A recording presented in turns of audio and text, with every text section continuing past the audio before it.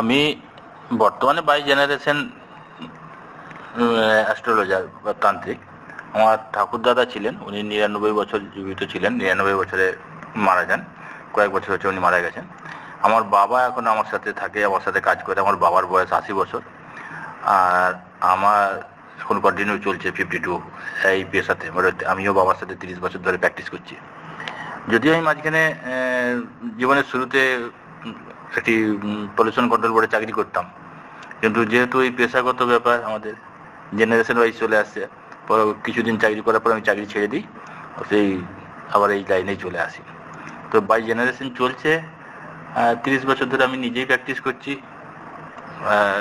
এটা নিয়ে আবার মাঝখানে একটু ইচ্ছে হয়েছিল একটু ভালো জায়গা থেকে ডক্টরেট করব। তো মেরিল্যান্ড স্টেট ইউনিভার্সিটি ইউএসএ থেকে এটার জন্য ডক্টরেট করলাম। দিল্লিতে বিশাল একটা প্রোগ্রাম করেছিল ওরা, দিয়ে ডক্টরেটও দিয়েছে। এইরকমভাবে